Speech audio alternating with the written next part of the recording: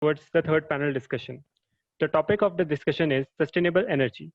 To enlighten the students, we have our alumni amongst us. First up, we have Shri Anil Bareja, alumnus of 7680 batch. Currently, he is acting as MD of Bareja Solar and Projects Private Limited. He is a seasoned professional with an educational background in mechanical engineering, commerce, and marketing management. He comes with a cross-functional industry experience of more than 40 years. He is a well-known name in the solar and polymer industry, along with a rich experience on a wide variety of industrial projects in multiple domains.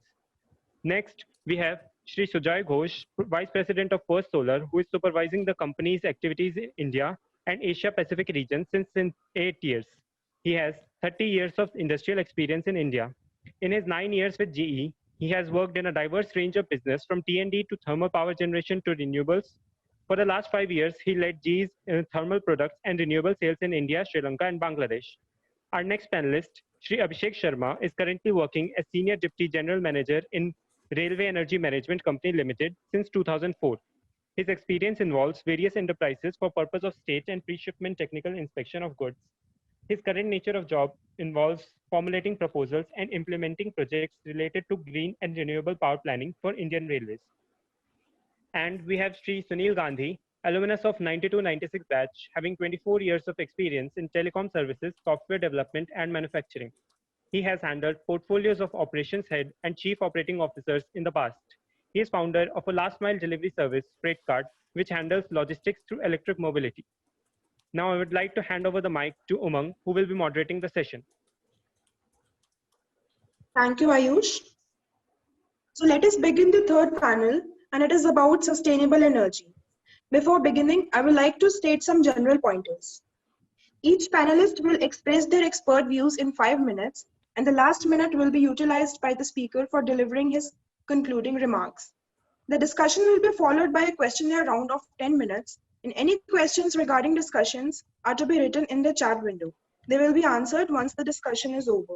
The audience is requested to keep their video and mic off unless instructed otherwise. Now let us begin the discussion. To enlighten the audience about sustainable energy, I will request Shri Anil Bareja ji to take over. Sir, please. Thank you. Solar today is a very hot subject, and we keep on getting very many different questions on this. Solar is a sunrise industry in India with tremendous scope in business, investments, and sustainability. Can you hear me properly? Yes, sir, you are audible. Okay. Now with focus on the green energy requirement in our power generation and environmental issues, the need of solar in India is imminent and obligatory. In fact, government has made many obligations in installing of solar power systems in some states, and installing a solar system in domestic, commercial, or industrial is very economical now as on today, with fantastic results, and it has tremendous savings also. Now let me explain the growth of this industries and up till now and what will be in future. Let us come to the government policy. The government has a policy of doing about 100 gigawatts. That means 1 lakh megawatts up to 2022. And up till now, practically we have done almost 30 gigawatt. Government or other records may say another figures, but practically in working is approximately 30 gigawatts. And in 3 years, almost in 3 years, or maybe less than 3 years, we have to do 70 or maybe 65 gigawatts. So the scope is tremendous. A lot of work is to be done in this. Another is the new target of government in 2030 is to go for renewable energy up to 450 gigawatt 4.5 lakh megawatt, जिसमें कि solar will be around 350 gigawatt. 40% will be the rooftop solar systems. अब आगे growth जो इसमें है वो basically the industry is poised for following growth, following industries. One is expansion of solar systems all over places, solar generation, and then it is on solar equipment. Solar equipment is basically the main requirement of Indian industry growth. Solar equipment, there are so many things like solar modules, solar inverters, and many ये पीछे से आवाज आ रही है उसको please continue, mute कर दिए। तो उसमें सोलर मॉड्यूल्स हैं, सेल्स हैं, इन्वर्टर्स हैं, लिथियम बैटरीज हैं, एंड देन बैकवर्ड इंटीग्रेशन के लिए बहुत चीजें हैं जो which has no bounds, you know. Solar modules जो है at present is mostly being imported, almost 92% is being imported, और जो 8% इंडिया में अभी बन भी रहा है उसमें ऑलमोस्ट 95 to 97% कंपोनेंट्स जो हैं वो सब इंपोर्ट हो रहे हैं. So you can just imagine कि 100 गीगावाट, 1 लाख मेगावाट, या फिर जब हम 3.5 लाख मेगावाट में जाएंगे तो हमें कितना सोलर मॉड्यूल्स इंडिया में बनाने हैं और कितने सोलर सेल्स इंडिया में बनाने हैं. तो बहुत चीजें बनानी है. तो there is a huge potential in growth of this industry. Solar cell, hardly 3 to 4% made in India, all are being imported. 95% is imported from China, and there is a very bad experience about the solar panels and solar cells from China up till now. They are very cheap, but then accordingly they give the results also. Now coming to government support in this, the government has now introduced safeguard duty of 20% on imports of solar panels and solar cells, only to boost up our domestic industry and all. And it is now helping, and slowly domestic industry has started improving also. Now coming to the opportunities for you students, I would like to say that much is to be done for right manpower actually in this industry, especially the engineers. This industry is short of real qualified solar engineers and experts. Due to this, there is lack of quality control and proper design and engineering and proper system. So this field is open for many, in many avenues, in different departments, right from design to engineering, then maintenance, installation, and marketing, not only on just solar system, but all of the equipments also. So there we feel that there are so many employment opportunities. I've been having discussion with VC also of starting some solar course in YMCA, and since it's a government college, certain formalities are required, but at least we can start subjects also. And we have a subject of power and renewable energy in MTech, so we can add a special course or a book in that in solar. In BTech also we can add at least some books on solar. So this is the there, and we should produce more solar engineers. Excuse me, sir. Yeah. Okay. So we are having some time constraint. Yeah, I'm finishing. That's, for example, I would say that my son was a solar engineer, and he didn't find much to do to his caliber in India 6 years back. He went on to go for his master's in Arizona State University, and he doesn't want to come back to India because the quality and all the things are not being done followed here. So we need solar engineers, and you should also go into this industry, which has a tremendous scope. Thank you. Thank you very much, sir. Your words were really adorable. Now moving further, I will request Shri Sujoy Ghoshji to take over this virtual mic and throw some light on sustainable energy. I think. Okay, am I audible? Yes, sir. Yes, sir. Yes, sir. You're audible, sir. Okay, good. So thank you to everybody for inviting me, and it's a privilege to be sharing the stage with my senior Anil Bareja, who just spoke now. I think he has given a good introduction on solar. I would like to perhaps take a step back and put a context of where we are as a country today. As all of you know, in 2015-16, the Indian government signed up to the Paris Accord and committed that by 2030, 40% of India's energy needs, electric energy needs, would be fulfilled by renewable sources. Now, if you put that in context, it's a huge opportunity, and this is really disrupting the power sector, the conventional power sector, in a big and massive way. To give you some numbers, if you look at the current state of the energy mix on the grid, we have about total 350 gigawatts of capacity. 55% of that comes from coal, and that forms the base load of our country's generation. We have about 12% hydro, and roughly about 23% of the energy today comes from renewable sources, which is solar and wind and biomass.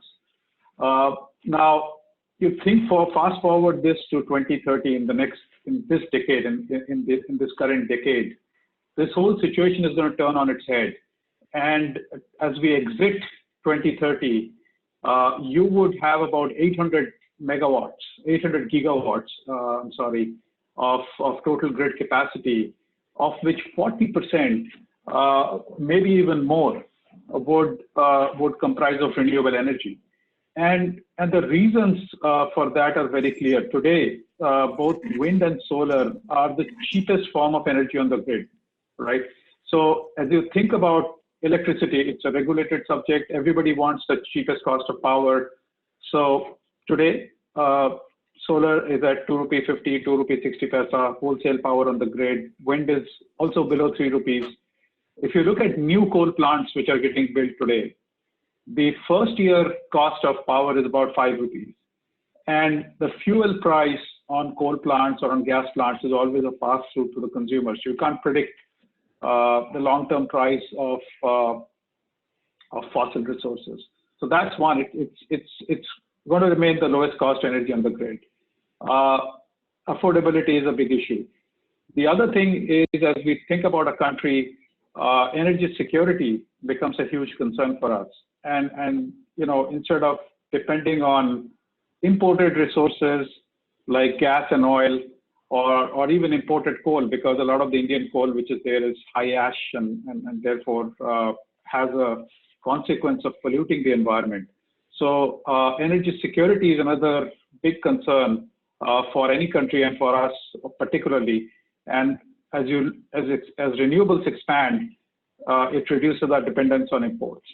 And the third part is it's clean, right? I mean, the carbon intensity of renewables is a lot lower than fossil. That's a no-brainer to think about.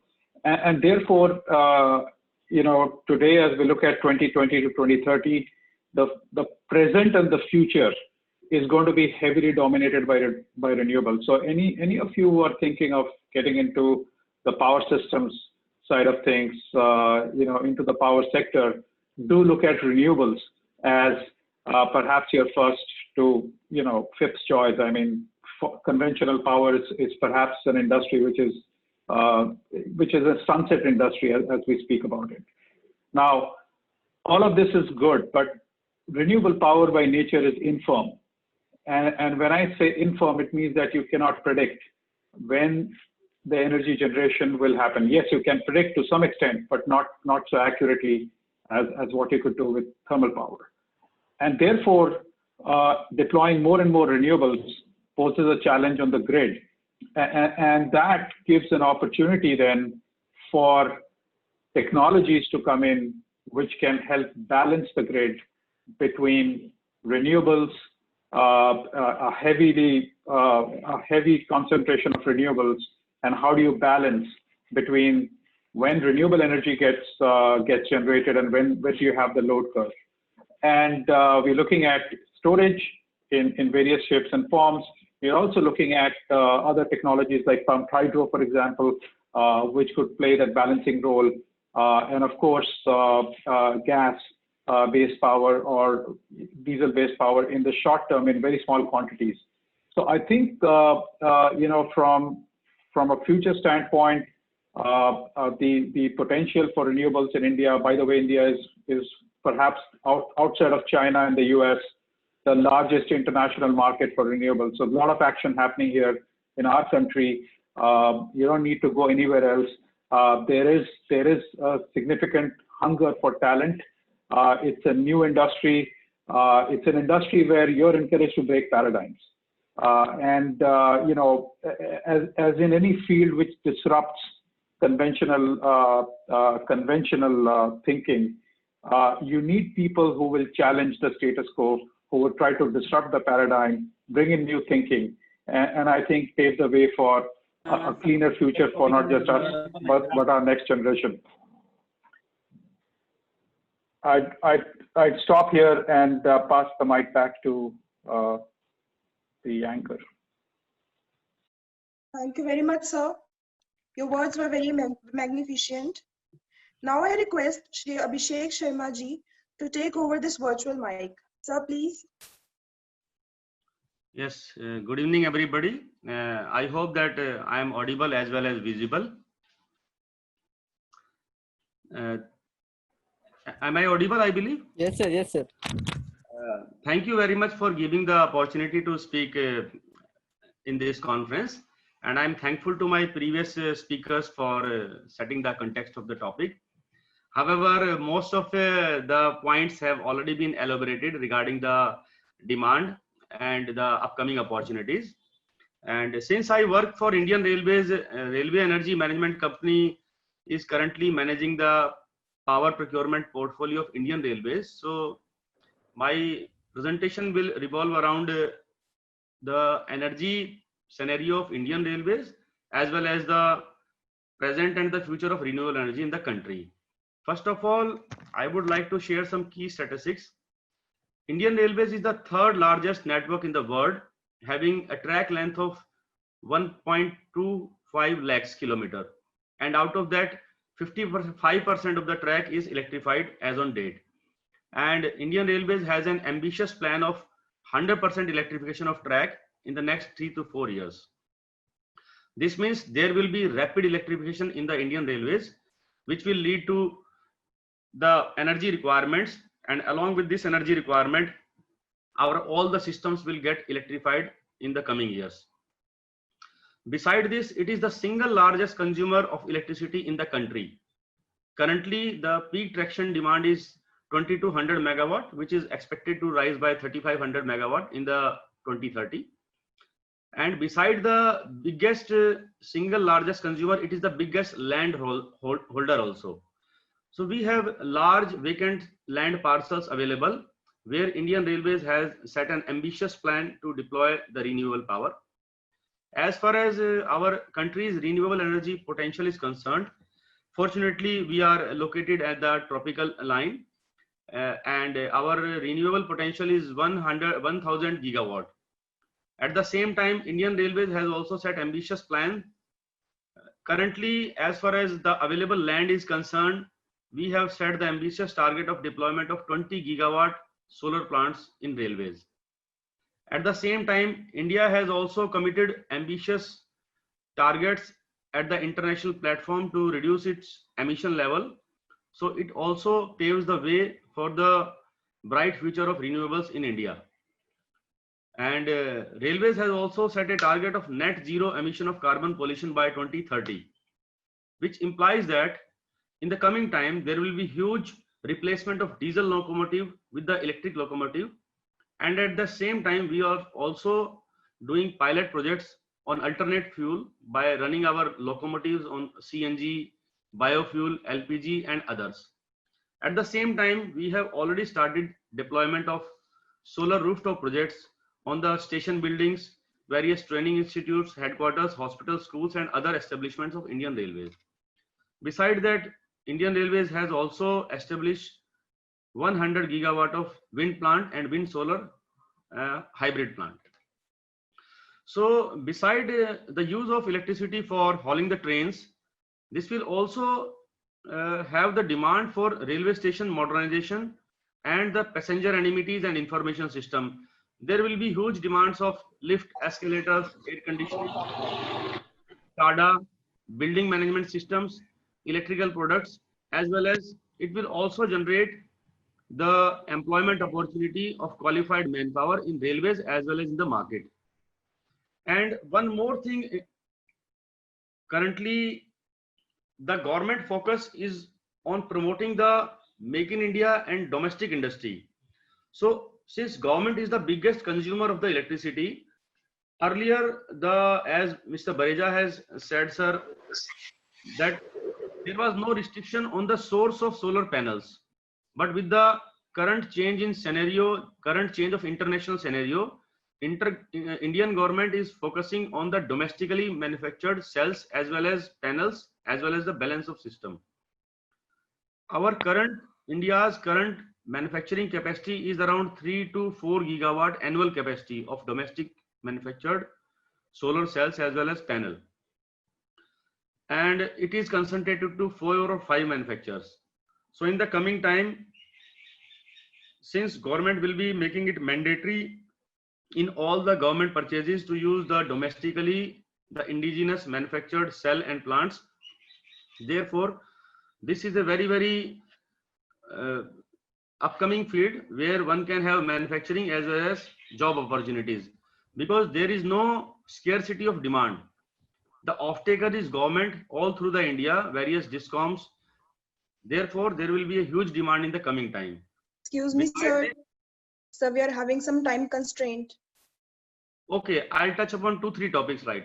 So beside this, there are 2-3 also key contributors in the growth: the rise in the per capita income, the rural electrification, rapid urbanization and electrification, railway electrification and the coming of DFCC and metro trains, government focus and promotion on green energy, and the increased capacity of domestic industries. These are the key factors which are contributors in the growth of renewable energy. However, there are some challenges associated with the proliferation of renewable energy, but with the policy interventions, government is doing the best efforts to make all the policies industry friendly. So my message to the students is that since it is an electrical product, so there is no restriction of the mechanical engineers as well as electrical engineers. Opportunities are open for all the streams. They are in the design, manufacturing, project management. The need of the hour is to prepare ourselves for the technical as well as the managerial skills required in this job. Thank you very much. I have concluded my thoughts looking into the limitation of the time. Thank you very much. Thank you very much, sir. You gave a majestic piece of knowledge to the audience. Now I request Shri Sunil Gandhi to take over this virtual mic and enhance the audience about sustainable energy. Yeah, hi, good evening, everyone. I hope I am audible and visible.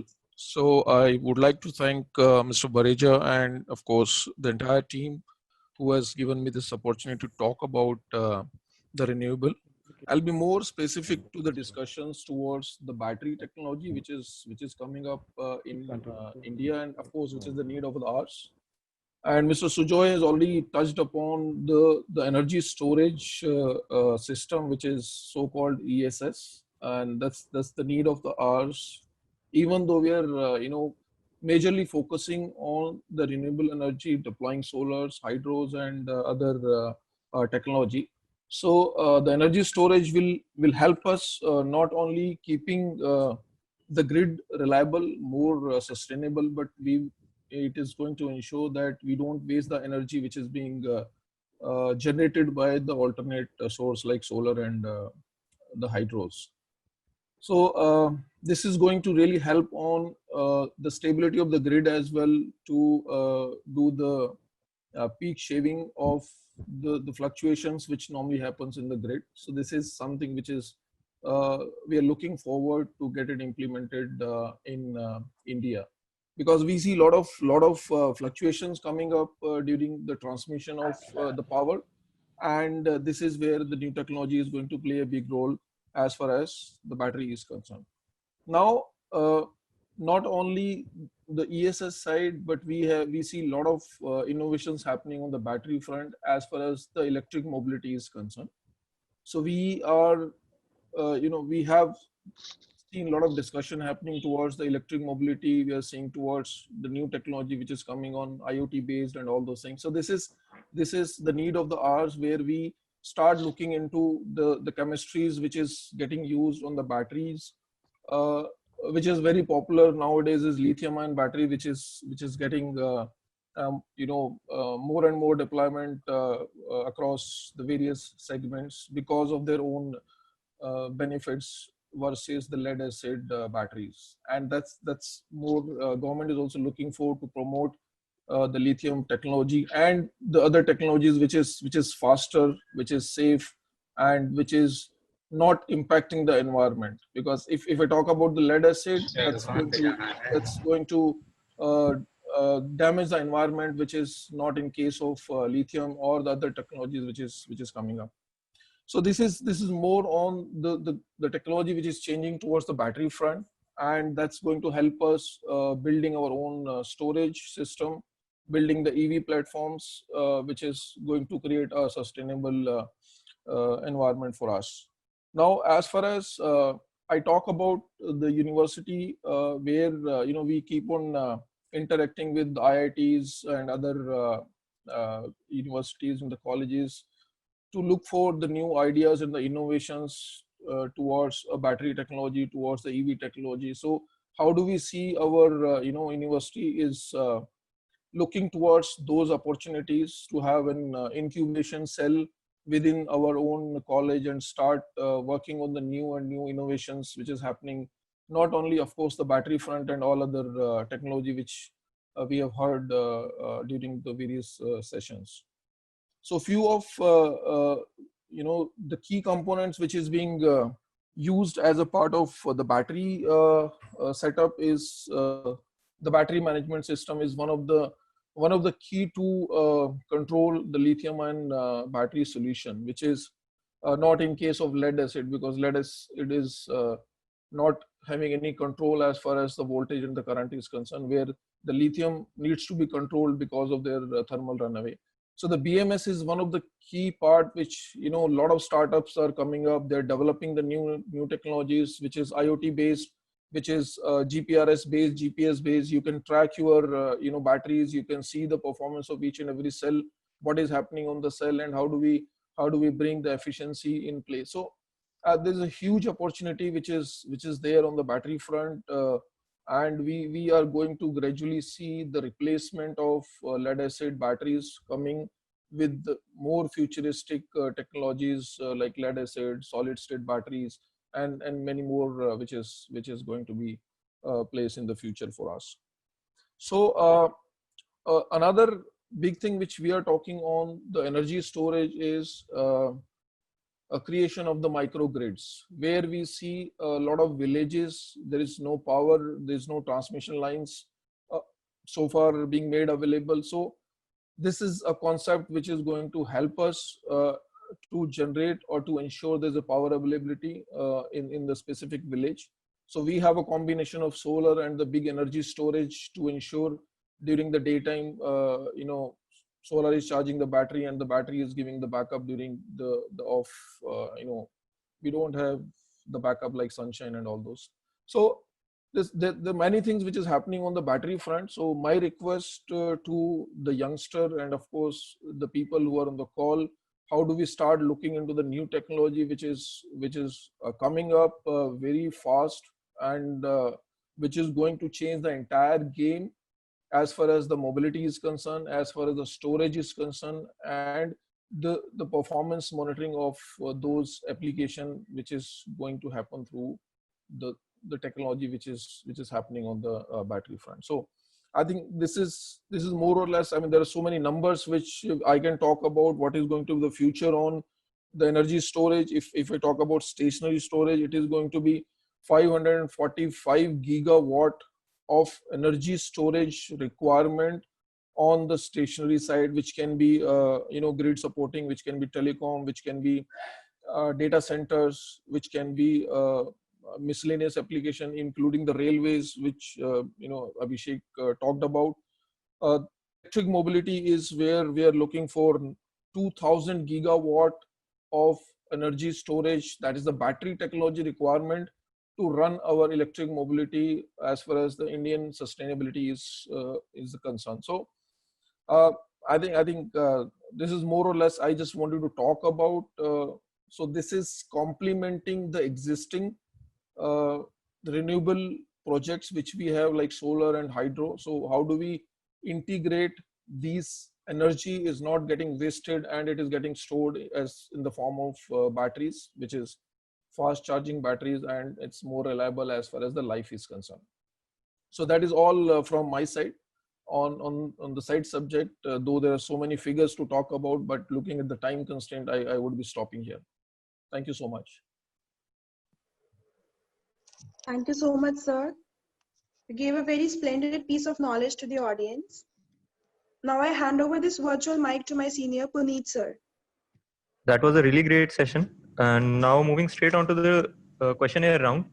We have some of our questions. And first one is from Akash, who is asking about what are the guidelines that should be enforced in a nation when moving on to the electric vehicles or this type of system.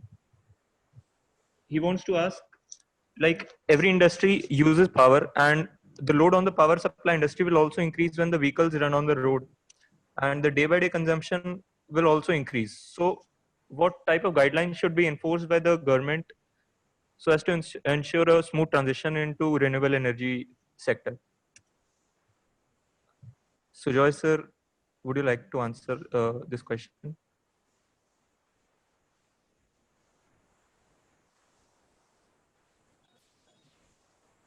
Anil sir? Sujoy is not there? I guess. Okay, Yes. anyway, chalo. I can add something to this if allowed, sir. Yeah, you can proceed, please. Yeah, being in a PSU, I would like to add one thing that government has made it mandatory to use renewable power to a certain percentage to all the bulk consumers. That is called renewable purchase obligation, RPO, what we call it.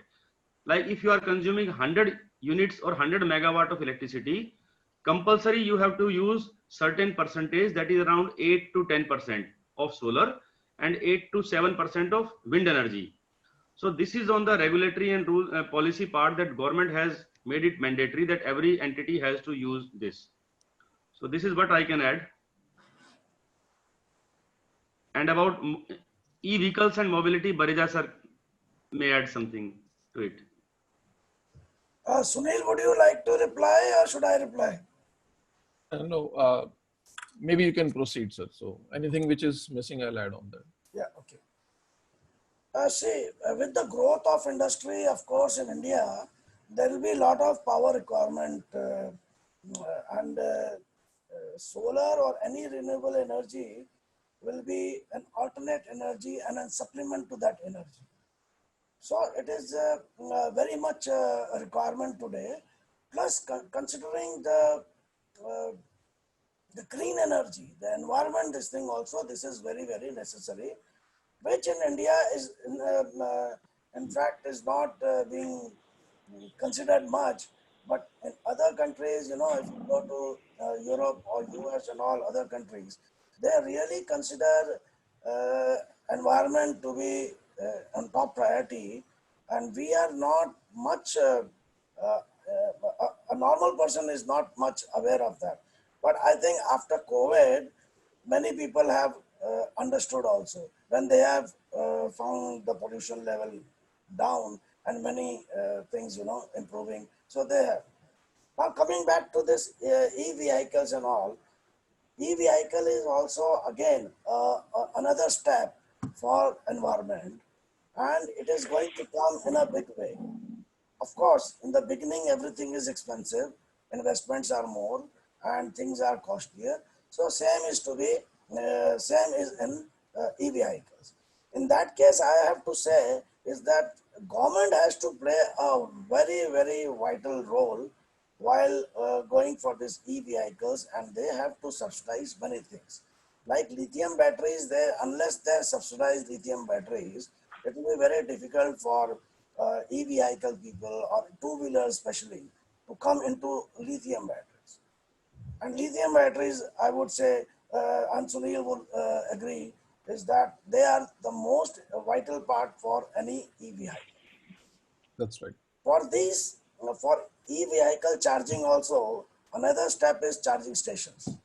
Charging stations will use, again, power. And this power is most likely to be from solar. Here again, solar will play a vital role. And anything else? Yes. Yes, sir. Akash, I hope your answer is clear now. Question is clear now. So the next question is, what is holding India back in moving into the renewable energy sector so as to reduce the Chinese imports? For example, the polysilicon plants. So you will answer. I am a very Sure, I can answer that one. I can take a full session on this.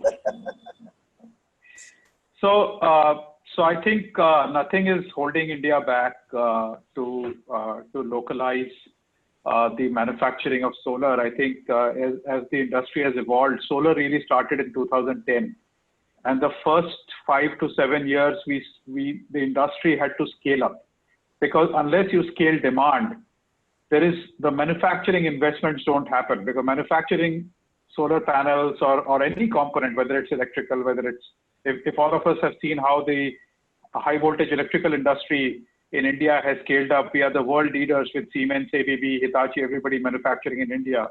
The reason is because we have the third largest power grid in the world. Now, when we started solar in 2010, the market was very small, the demand was very small. And as solar tariffs kept coming down, the demand for solar kept going up, because more and more consumers, which were essentially the distribution companies, kept buying more and more energy. So as we look at now to 20.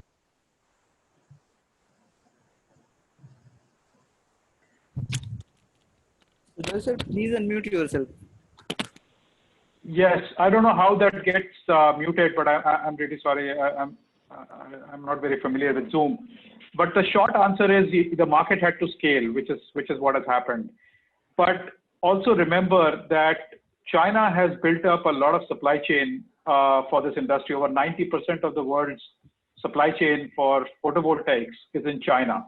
And it's not an easy task to dislodge that, because at the end of the day, the consumer, the company which buys solar panels and the consumer who buys solar power doesn't care whether the panels come from India or from China or anywhere in the world, because everybody wants to have the lowest cost of energy. And so what the government's now done is you come up with policy as part of the whole Atmanirbhar Bharat initiative, where as a country we are looking at how do we create self-reliance in our supply chain across multiple industries. Solar being one of them, so is wind, so is other elements of the power sector. And when you do that, you have to give incentives for manufacturers to come and invest. These incentives are in form of tax subsidies. These incentives are in form of lower cost of energy, because photovoltaics manufacturing solar panels is very energy intensive. It also has some element of protection in the market, which I think what some of the other speakers referred to in terms of the government, the government procurement focusing only on panels and cells which are made in India. Likewise, it's the same thing for the wind sector. And so, if you look at the wind, which as an industry had emerged probably 10 years ahead of solar, today India has a very large in-country manufacturing of wind turbines. We've got all the large global major companies manufacturing wind turbines in India. And I don't see solar lagging far behind. I think over the next 5 years, we would see the landscape shift, and perhaps 60-70% of our demand within India would be met from products manufactured in India. Okay, thank you, sir. I guess we are done with the questionnaire session. So I guess it would be safe to conclude that the renewable energy sector is full of opportunities and the youth should be more into this sector. So now moving on to the next panel discussion.